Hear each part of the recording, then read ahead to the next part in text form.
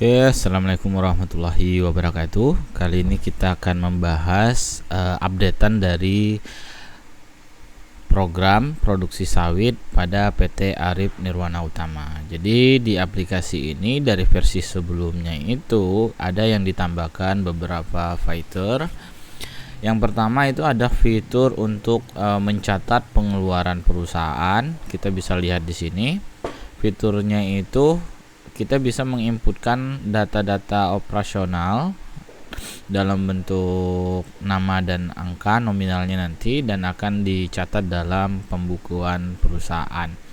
Jadi contohnya di sini kalau misalnya ingin kita tambahkan, tadi kan sekilas tadi kita lihat ada saldo perusahaan itu 15 juta. Kalau misalnya kita tambahkan pengeluaran di sini, maka nanti saldonya itu akan berkurang dengan catatan status transaksinya itu lunas, jadi bukan hutang. Jadi cash flow-nya itu ketika ada uang keluar baru saldonya akan berkurang. Jadi misalnya di sini pengeluaran misalnya PDAM tanggal sekian, otomatis di hari ini jumlah pengeluarannya itu misalnya 2.500.000. 2.500.000 ini statusnya lunas dan hutang. Kalau misalnya kita pilih lunas, maka dalam saldonya tadi itu akan berkurang. Tapi kalau misalnya kita masuk sebagai hutang, maka nanti saldonya itu tidak akan berkurang, tetapi masuk ke data hutang. Jadi ini kita coba, misalnya kita lunas, kita lihat dulu apakah saldonya berkurang dari angka 15 juta atau tidak. Nah, ini kita proses simpan dengan status dia lunas. Kita tunggu.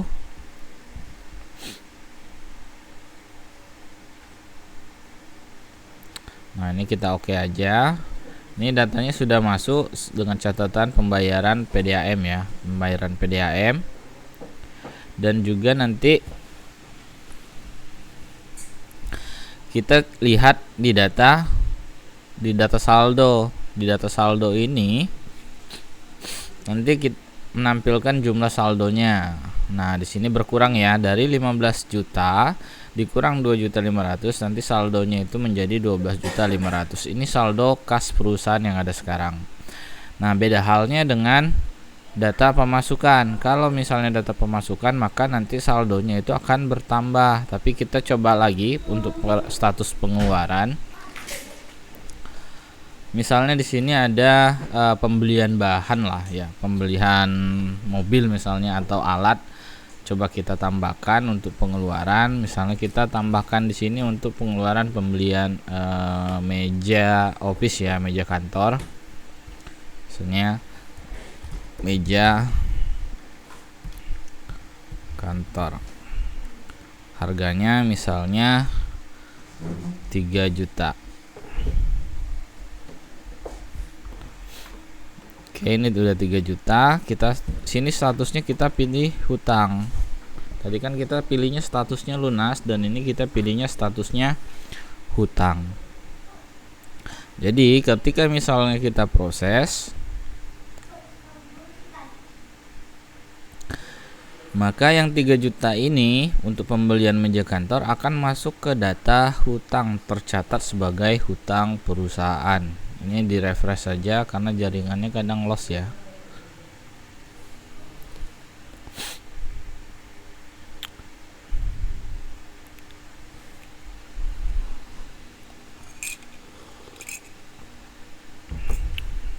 Tunggu sampai prosesnya selesai. Ini nanti tinggal diokekan saja kalau ada fiturnya muncul ya, pop up-nya muncul.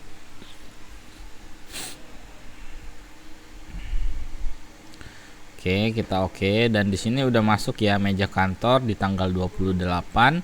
Jumlah pengeluaran itu 3 juta, dan di sini statusnya dia hutang.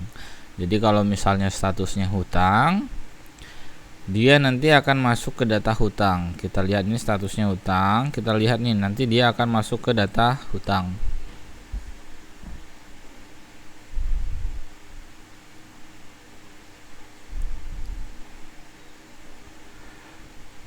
Nah, ini masuk ke data hutang. Jadi hutangnya itu sebesar 3 juta rupiah. Ini masuk ke data hutang.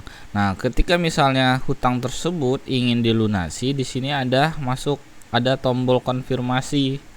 Konfirmasi jika hutang tersebut ingin dilunasi atau sudah dilunasi. Kalau misalnya hutangnya ini dilunasi, maka nanti akan masuk sebagai status hutang, dan kalau statusnya lunas. Kalau misalnya statusnya lunas, maka di data saldo itu akan segera menjadi berkurang lagi. Kalau sekarang ini saldonya tidak berkurang karena masih statusnya hutang. Kita lihat di data saldo.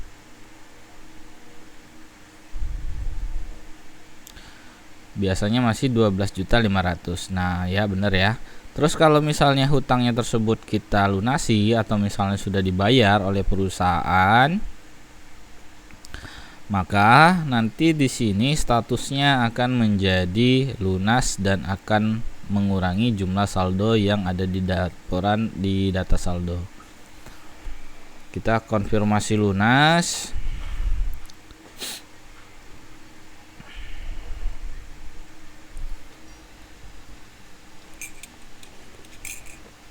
Tunggu hingga prosesnya selesai.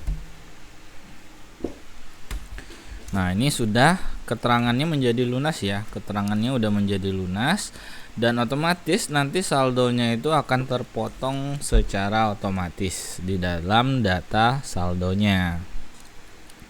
Kita bisa lihat di data laporan saldo.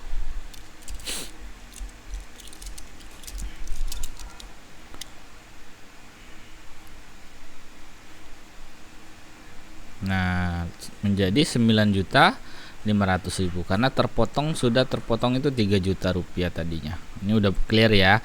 Jadi untuk fiturnya itu di data pengeluaran, saldo dan hutang ini udah clear. Kita tinggal coba aja yang di bagian pemasukan.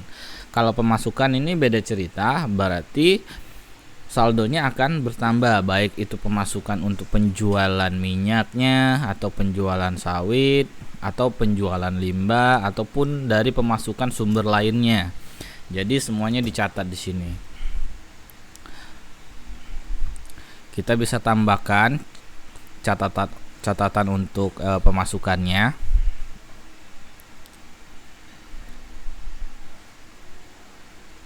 Nah, kita misalnya masukannya penjualan hasil produksi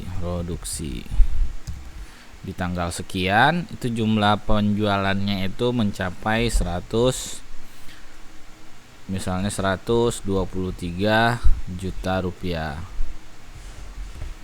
Kita tinggal simpan.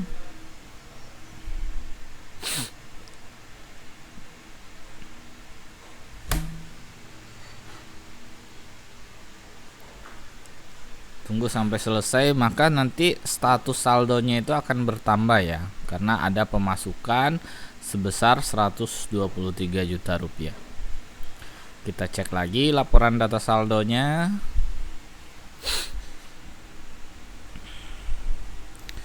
Kita cek lagi laporan data saldo.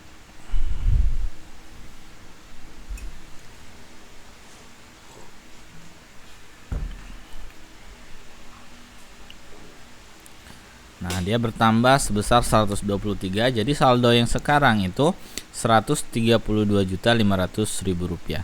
Nah, yang di bawah ini kita tambahkan fitur juga ya. Jadi selain melihat saldo, kita juga bisa merekap pemasukan bulanan. Di bulan Juni itu sudah masuk 20 juta dan di bulan Juli itu masuk 159 juta. Nah, ini cuman fitur tambahan aja dari kita, karena kalau cuman nampilin data saldo aja itu terlalu kosong.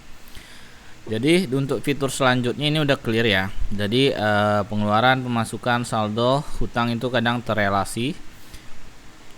Terus di sini ada data absensi juga kita tambahkan. Di data absensi ini kita hanya merekap data absensi karyawan. Jadi ceritanya ini kita rekapnya per hari.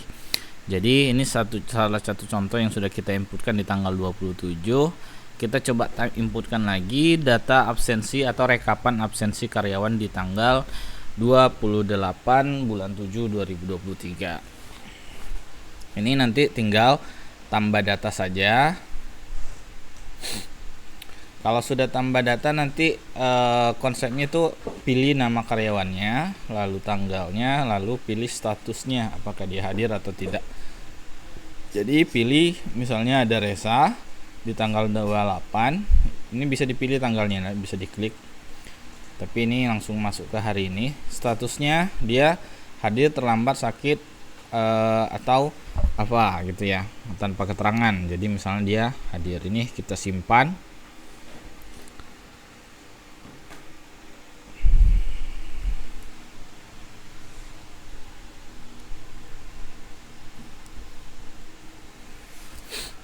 Maka nanti akan masuk ke data sini ya, ke data rekapan absensinya yang ada di sini. Nah, ini rekapan data absensinya.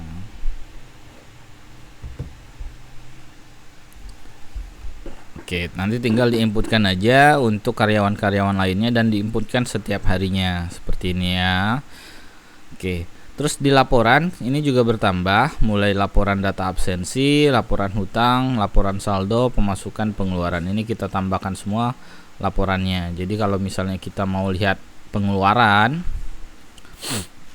misalnya kita ingin melihat pengeluaran, salah satu contoh aja, kita tinggal klik pengeluarannya. Kita tinggal filter aja pengeluarannya di sini, mau kita cetak keseluruhan atau berdasarkan kolom atau per periode. Jadi misalnya saya mau lihat pengeluaran di bulan Juli, berarti dari tanggal 1 sampai dengan tanggal 28 saya mau lihat pengeluarannya ada berapa sih.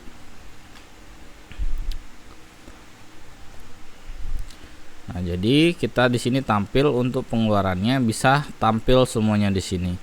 Jadi di bulan Juli itu ada 3 pengeluaran yang dikeluarkan oleh perusahaan. Masing-masing itemnya ada makanan, PDAM, dan meja kantor. Ini yang diinputkan di bulan Juli. Kalau misalnya mau difilter di bulan sebelumnya, tinggal pilih aja tanggalnya